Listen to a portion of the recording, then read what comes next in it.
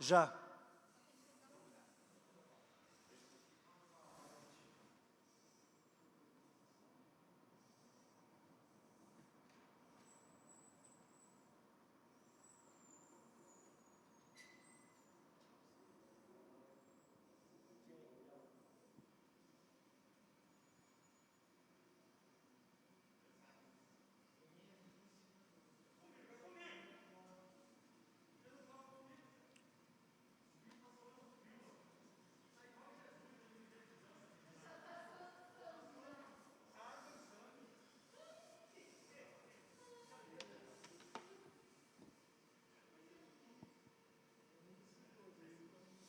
Ei. Boa noite, irmãos e irmãs. Estamos já ao vivo aqui. Só eu que não estou conseguindo agora abrir aqui o meu no iPad aqui para mim.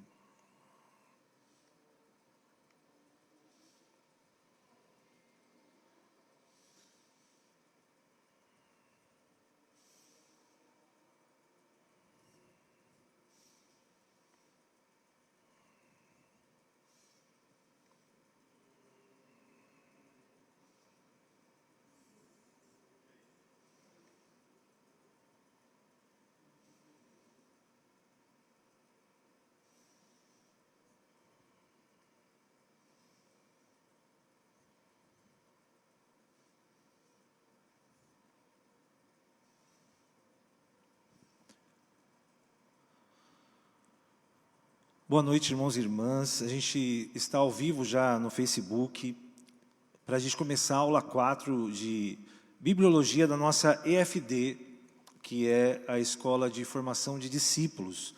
Pastor, só me dá um ok se está já rodando mesmo isso? Então a gente vai começar agora e estamos no módulo 5, todas as quintas-feiras, 19h30, presencial e online. Alguns irmãos e irmãs estão aqui hoje. E creio que no grupo você está recebendo o link aí, tanto do Facebook quanto do YouTube. E a gente vai hoje dar início à aula número 4. Nós já entramos nos livros históricos, estamos já iniciando, continuando, né, nessa série de livros. Estudamos Gênesis, Êxodo e Levítico, depois Números, Deuteronômio e Josué. E agora a gente vai para a aula 4, livro de Juízes. A sequência, né, da história do povo de Israel, logo depois da conquista da Terra Prometida. E Josué, no caso, já estava velho e não tinha um sucessor. Então, o nome do livro de Juízes, no original hebraico, é Shoftim, que é o termo hebraico que significa libertadores, salvador ou juízes. Já a Septuaginta manteve o nome original, traduzido para Crités, que também quer dizer juízes. A autoria... Não está funcionando o som?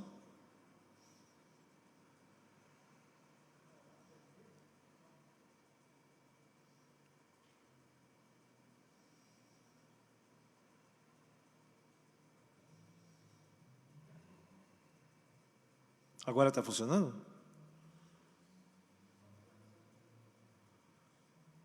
Está voltando o som? Gente, nós vamos aí reiniciar. A gente está aqui, né? Estamos na luta, conseguindo passar as imagens aqui. Vamos voltar um pouquinho, né? A gente estava falando do nome do livro aí de Juízes, que é, na verdade, o nome que começa também, o primeiro versículo em hebraico, né? É Shoftim, que quer dizer libertadores, salvadores ou juízes mesmo. E a Septuaginta, que é aquela versão da tradução grega, que aconteceu 3 séculos antes de Cristo, manteve o nome para Crités. E a autoria do livro de Juízes é desconhecida. Está ok o som? Está tudo indo bem? Então, legal. A data é em torno de 1000 anos antes de Cristo, 1004 antes de Cristo, um pouco antes de Davi tomar Jerusalém. Os acontecimentos do livro foram escritos e organizados nessa época. A gente vai ver por quê. Algumas hipóteses autorais deste livro. Primeiro, que o autor do livro de Juízes é desconhecido, mas a tradição dos judeus admite que o profeta Samuel poderia ter sido o autor do livro de Juízes. e é possível que ele tenha inserido alguns relatos nesse período, principalmente porque no livro de 1 Samuel 10, 25, nós lemos o seguinte: Samuel expôs ao... Interessante, porque Josué estava aí morrendo, né, e começaram 300 anos de juízes, então demoraria 3 séculos ainda para ter um rei. E está escrito no capítulo 17, versículo 6, no capítulo 18, versículo 1, no capítulo 19 também, 21, está dizendo que naqueles dias não havia rei Israel. Isso quer dizer que esse livro ele foi compilado durante o reinado de algum rei. Então ele foi feito dentro dessa ideia, da ideia que nós estamos compartilhando aqui. Em algumas passagens também existe a frase: cada qual fazia o que bem lhe parecia. Isso permite a gente supor que o redator, ou seja, quem juntou essas informações no livro de Juízes, ele provavelmente vivia na época de Davi, porque lá no capítulo 20, versículo 18, na batalha de Gibeá, há uma preeminência na tribo de Judá, porque Judá foi primeiro na batalha. E isso quer dizer que é uma ideia, uma hipótese de que o escritor teria escrito esse livro no reinado de Davi, na cidade de Judá, como Samuel foi aquele que ungiu Davi. Então, isso corrobora que a autoria seria do profeta Israel. Mas eu estou trazendo uma curiosidade aqui hoje para vocês, que essa ideia de panorama bíblico, livro de Juízes, os teólogos pós-modernos, entre eles Martin Noth, ele diz que esse livro realmente ele faz parte do que ele chama de história deuteronômica. Esse livro teria sido, junto com Deuteronômio, Josué, Juízes, Samuel e Reis, eles fariam parte de um grupo de livros que foram escritos no início do cativeiro babilônico. Isso quer dizer que esses livros todos teriam sido escritos, na verdade, 500 anos antes de Cristo. O que, na verdade, mudaria a autoria de todos os livros, inclusive Deuteronômio, que a gente atribui a Moisés, né? Ele não poderia ter escrito isso 500 anos antes de Cristo. É uma hipótese que realmente poderia alterar diretamente todas essas questões, mas tudo isso é feito porque não há certeza de quem foi o autor do livro de Juízes. O contexto histórico deste livro, meus irmãos e irmãs, na verdade, ele cobre 300 anos de história, e de acordo com os estudiosos do Velho Testamento, o período é entre 1360 a.C. e 1085, logo após, né, Josué estar velho e ele morreu, e praticamente, na verdade, esse período depois da conquista, Israel se torna meio que intocável. É somente a chegada dos filisteus que começam a haver conflitos depois da conquista feita por Josué. De qualquer forma, a questão dos juízes implica em que Josué, diferente de Moisés, não preparou um sucessor. E Deus foi levantando esses sucessores à medida que havia uma necessidade. Qual que é o propósito do livro de Juízes? Juízes revela a ausência da liderança após a morte de Josué e narra a falência espiritual e moral gerada pela idolatria, e demonstra um povo que herdou a promessa, mas que ainda insistia na desobediência e na corrupção. Isso quer dizer que o povo ele perdeu a sua liderança espiritual e ele começou a conviver com a idolatria ali de Canaã. E ele vivia sendo derrotado por conta desse pecado. Deus muitas vezes levantava inimigos contra Israel. O versículo-chave que explica essa questão de altos e baixos do período dos juízes está lá em Juízes 2,19, que fala o seguinte: sucedia, porém, que falecendo o juiz, reincidiam e se tornavam piores do que os seus pais, seguindo após outros deuses, servindo-os e adorando-os a eles. Nada deixavam das suas obras, nem a obstinação dos seus caminhos. Esse era o círculo vicioso do povo de Israel. A gente tem uma imagem aqui, que você está vendo aí na sua casa, que mostra um pouco esse ciclo vicioso em que o povo sempre acaba vivendo ali em Canaã, pós-conquista, depois da morte de Josué. Primeiro, o povo faz o que é mal. Depois, Deus envia uma nação opressora. Em seguida, o povo clama por Deus.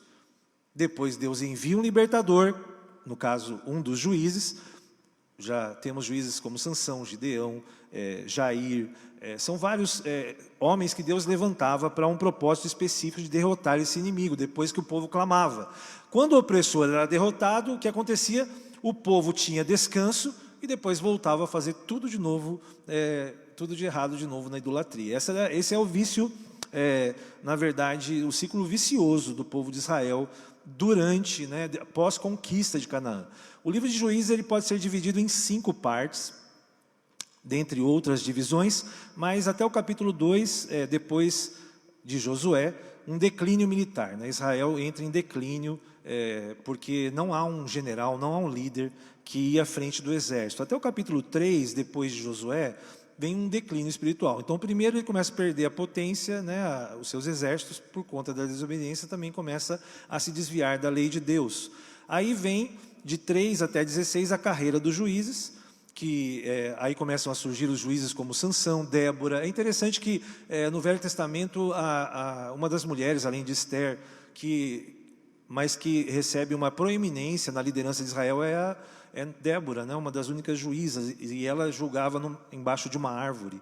Então, dentro desses capítulos, vão mostrando esse período de juízes que demorou 300 anos. Depois, do 17 ao 18, um caos religioso, Mica e a idolatria em seu altar.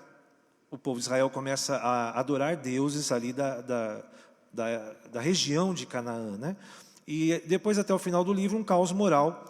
Até os levitas, até os homens de Deus tinham as suas concubinas. Então, houve uma decadência bélica, depois de governo e também religiosa. É isso que Juízes mostra no caso aqui para a gente. A teologia do livro de Juízes, ela nos ensina alguns preceitos, algumas doutrinas que são ensinadas ali. Primeiro, a apostasia de Israel, que era totalmente ligada à idolatria, e o problema do sincretismo religioso, a idolatria em Canaã, firmada na adoração à natureza, mediante rituais sexuais, para conquistar o favor dos deuses em benefícios da prosperidade, principalmente ligados à agricultura. Então, as entidades de Canaã eram para que eles tivessem boas colheitas. Então, a fertilidade era o objetivo do culto ali cananeu. E o calcanhar de Aquiles do povo de Israel era servir esses deuses. Lembrando que Deus falou que eles não deveriam ter outro Deus além dele. O Deus que é justo e pune Israel, porque Deus prometeu a terra, mas se eles não obedecem, eles são punidos. Deus é justo. Também ensina que o Deus que se ira diante a depravação do seu povo. Deus quer que nós sejamos santos, e o seu povo também deve ser santo. Então a imoralidade que entrava no arraial de Israel levava a ira de Deus para aquele povo, e eles eram derrotados, levantavam-se inimigos. E depois a misericórdia de Deus em intervir e libertar Israel. Deus é um Deus misericordioso e compassivo, e foi assim com o seu povo, apesar desse ciclo vicioso de levanta e cai em relação à idolatria.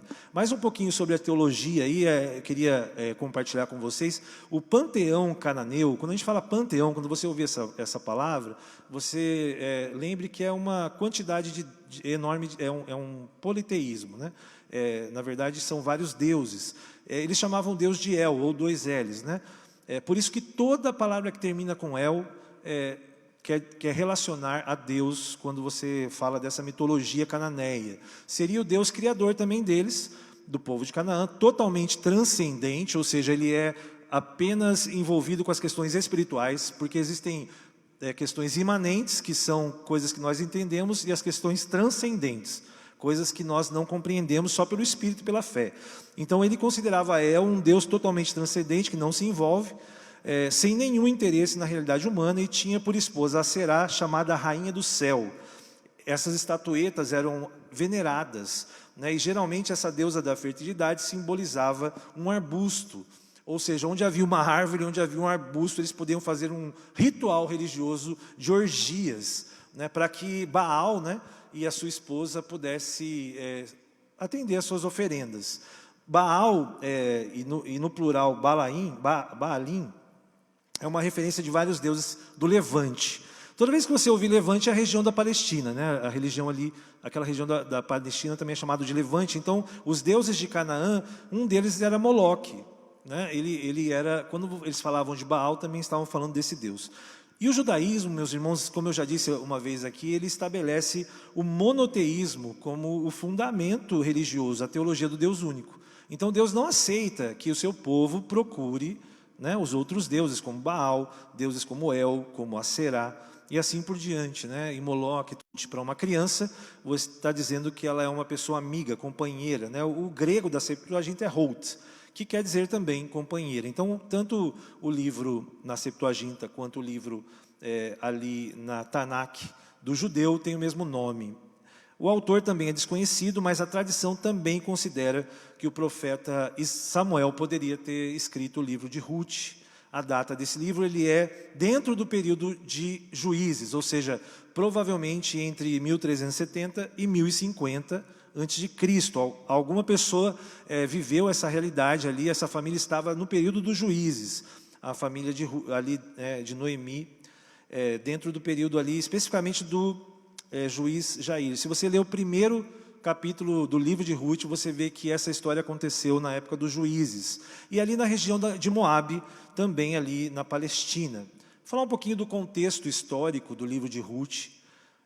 A história se inicia na região de Moabe, o período é dos Juízes, e a fome assolava ali aquela região. A história do livro diz isso. A rebeldia dos israelitas forçam Elimeleque e a sua esposa Noemi a deixarem a cidade de Belém, né? Eles eram de origem da cidade de Belém, e decidem ir para fugir tanto da corrupção quanto da questão da fome, e eles vão para essa terra pagã, Moabe. Os moabitas eram considerados pessoas impuras, né?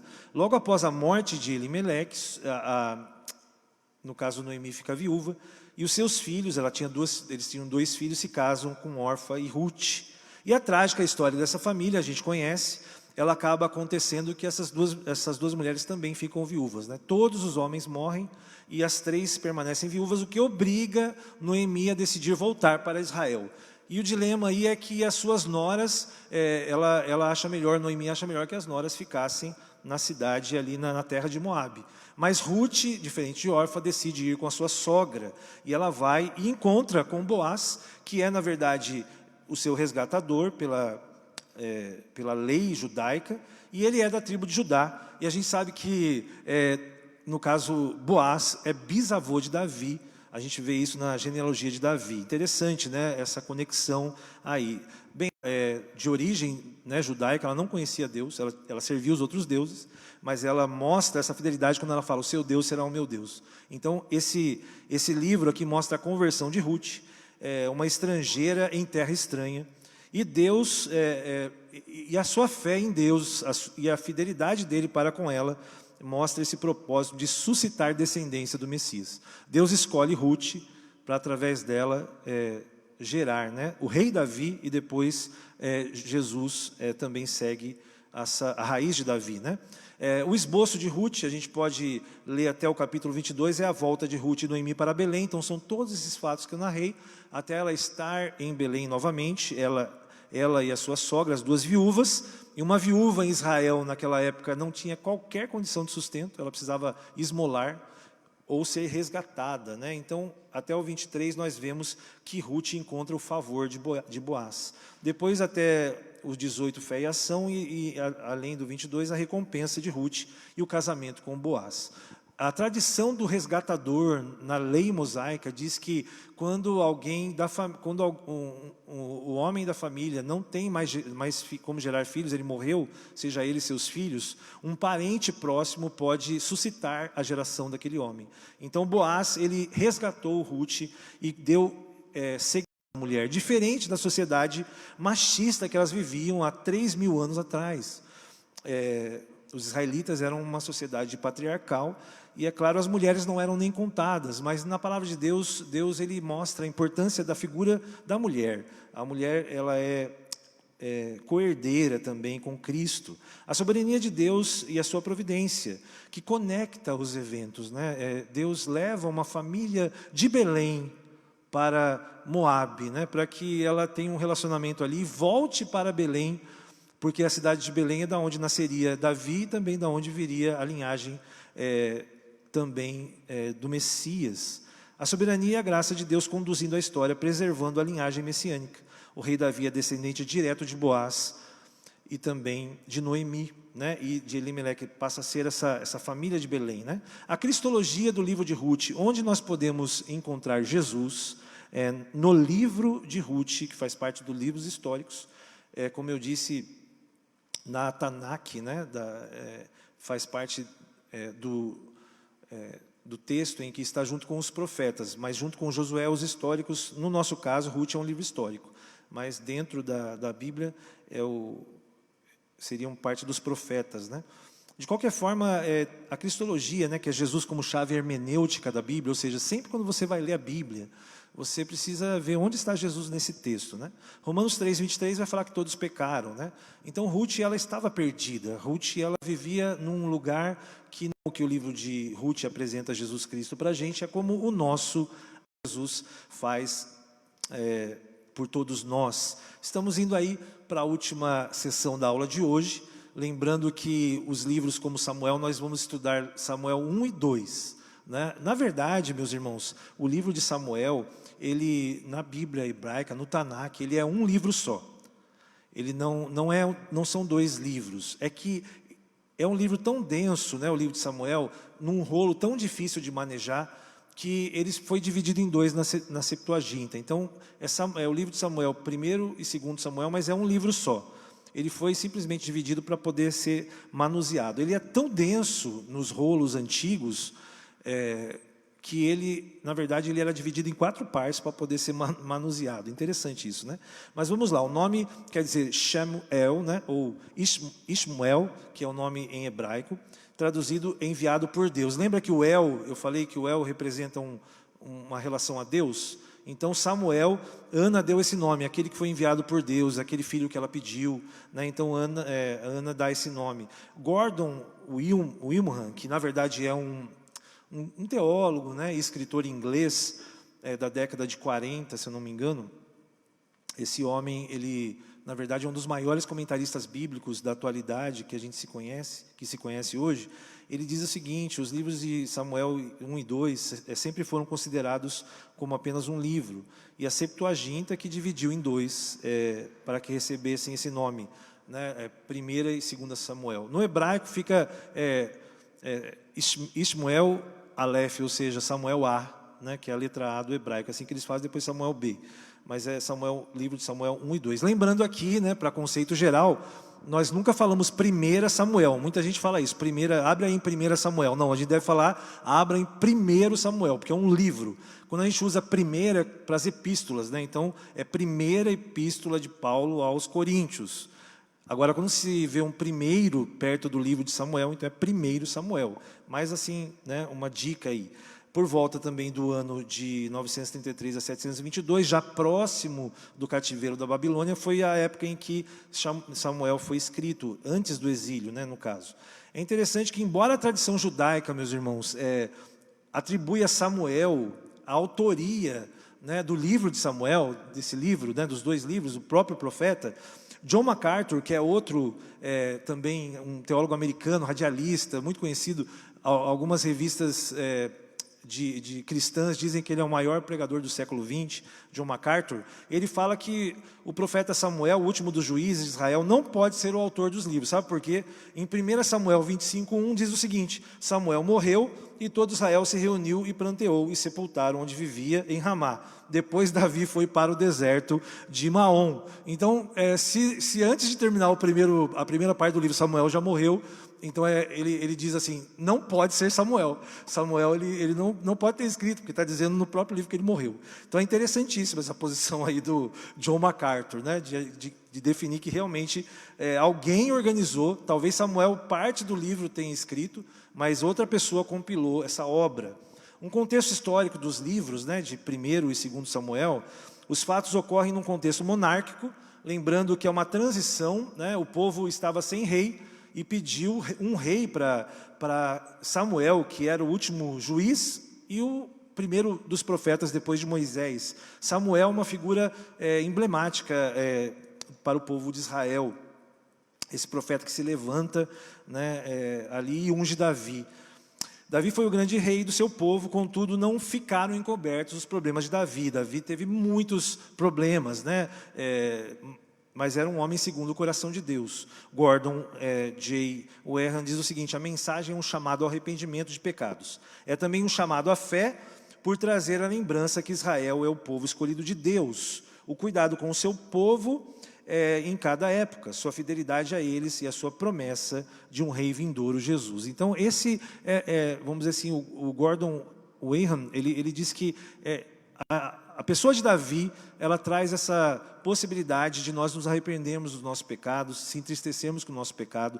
Davi, ele é um símbolo da humanidade, de uma pessoa que volta atrás, que realmente se arrepende, mas que também sofreu consequências dos seus erros. O reino de Davi, ele se expandiu de ponta a ponta. Davi foi um grande guerreiro. Diferente de Saul, ele expandiu o reino de Israel, unificou as tribos. Então Davi termina o seu reinado com cidades importantes, como Jerusalém, Betel, Cades Barneia e outras, né? E já esses eventos estão descritos aí em Samuel 1 e 2, ocorreram mais ou menos entre 1105 e 971 anos antes de Cristo. Esse período levou Israel ao amadurecimento político. Talvez a época áurea de Israel está narrada em 1º e 2º Samuel. É a parte mais em que Israel se torna uma nação poderosa. Está dizendo aqui, John MacArthur diz o seguinte, o grande pregador John MacArthur, fala: o grupo de tribos frouxamente unidas em Canaã, tornando-se a nação monárquica com evidente poder. Então, o livro de Samuel traz esse renascimento, né, da monarquia e do poder de Israel naquela região. Por que foi possível Davi conduzir Israel para uma vitória tão emblemática, né? Diferente de Josué, diferente dos juízes, que só estavam lutando com os filisteus. Primeiro, o Egito estava em declínio, era a 20ª geração da dinastia dos egípcios, dos faraós egípcios. Então, assim, a questão estava também em crise, né? O Egito estava em crise, que era a grande potência da época, ela estava em declínio. Então, havia muita desunião e o Egito começou a se enfraquecer. Então, Davi teve chance de expandir ali por quase todo o Mediterrâneo o reino dele. A Síria e a Babilônia também estavam em declínio. E depois a gente vê que mais tarde elas vão assumindo uma preeminência e vai derrotando Israel, até Israel ser destruída em 586 pela Babilônia. Mas nessa época de Davi, esses impérios, tanto o Egito, quanto a Síria, quanto a Babilônia, estavam em declínio, né? Os únicos inimigos da região eram os filisteus e os amalequitas e os edonitas e os amonitas também, que gradualmente foram vencidas por Davi. Davi foi um rei que realmente conquistou e a boa mão de Deus estava guiando Israel. A curiosidade aqui é que Davi quis construir o templo para Deus e Deus não permitiu, porque Davi era um homem que tinha as mãos sujas de sangue, porque realmente Davi foi um guerreiro, ele expandiu, se você vê, Davi é o autor de quase metade dos salmos, e ele escreve salmos sobre os seus inimigos: persegui os meus inimigos, os alcancei e os atravessei. Então Davi era um guerreiro, e Deus não permitiu que ele construísse o templo. Seu filho Salomão foi quem pôde, no caso, construir ali o templo. Qual que é o propósito dos livros 1º e 2º Samuel? O objetivo é demonstrar como a soberania de Deus e a sua boa vontade atuaram no meio do povo de Israel, né? Apesar de todas as dificuldades e do fato deles realmente pedirem um rei, que foi o caso de Saul e depois Davi, e até Samuel diz: mas Senhor, eles não sabem o que eles estão pedindo. E Deus fala: Samuel, eles não estão agindo contra você, estão agindo contra mim, eles não querem o meu governo. Apesar disso, Deus dá a vitória, porque Ele amava Davi. Os versículos chaves, né? Vamos falar 2 versículos, um para o livro de Samuel, o 1º e outro o 2º, tá? 1 Samuel 15, 22 é o versículo chave. Samuel, porém, respondeu: acaso tem o Senhor tanto prazer em holocaustos, em sacrifícios, quanto em que se obedeça a sua palavra? A obediência é melhor do que o sacrifício, e a submissão é melhor que a gordura de carneiros, né? Isso Samuel disse para Saul, quando ele perdeu o seu reinado definitivamente. Então, o foco do primeiro livro é realmente essa queda de Saul, né? E essa questão de ele querer fazer o que não era o trabalho dele. E Deus quer mesmo de nós obediência. E segundo Samuel 7,6, já é um novo período: quando a você, sua dinastia e seu reino permanecerão para sempre diante de mim. O seu trono será estabelecido para sempre. Então Deus faz uma aliança com Davi. Em 2 Samuel, Deus promete que do trono de Davi nasceria o Messias que iria reinar eternamente. O esboço dos livros, né? Vamos falar primeiro o esboço de 1 Samuel. Então, até o capítulo 8, os primeiros anos do profeta Samuel, que foi um garoto que foi, de forma milagrosa, né, concebido em Ana, né, que pediu um filho, por isso Ismael, ou seja, enviado de Deus para Ana, o pedido dela era esse. Depois vem a unção e rejeição de Saul, até o versículo 15, né, Samuel ele unge Saul, mas depois ele é rejeitado por Deus. E até o 31, as ações de Saul contra Davi até a sua morte. Então, toda a perseguição de Davi é narrada dentro de 1 Samuel até a morte de Saul. Esse é o esboço do livro 1, né? Que é, como eu disse, um livro só, da primeira parte do livro. Segundo Samuel, a gente pode dividir também, pelo menos em 3 partes, né? Primeiro da morte de Saul até os primeiros anos do reinado de Davi. Para você ter uma ideia, Davi foi perseguido 22 anos, até ele reinar sobre Israel, né? E ele primeiro reinou em Judá, que é a sua tribo, a sua região, e depois ele foi rei também de todas as tribos de Israel. Isso é narrado, no caso, em 2 Samuel. A unção de Davi como rei de Israel até a revolta de Absalão, seu filho. Davi teve muitos problemas familiares, né? E no final, o fim da revolta de Absalão, o recenseamento do povo, e daí já se começa a falar do rei Salomão. Esse é o esboço do livro. O que nós podemos ver de teologia? O estudo de Deus, ou o estudo, né, da vontade de Deus nesse livro, nos 2 livros de 1 Samuel, se você vê o capítulo 2, fala da aliança com Davi, a capacitação do Espírito Santo também para cumprir tarefas delegadas, isso é uma teologia. Davi, ele venceu Golias porque ele estava cheio do Espírito Santo. O pecado da nação e as consequências negativas do povo também está lá no capítulo 3. Né? Então, essa é uma parte teológica do livro.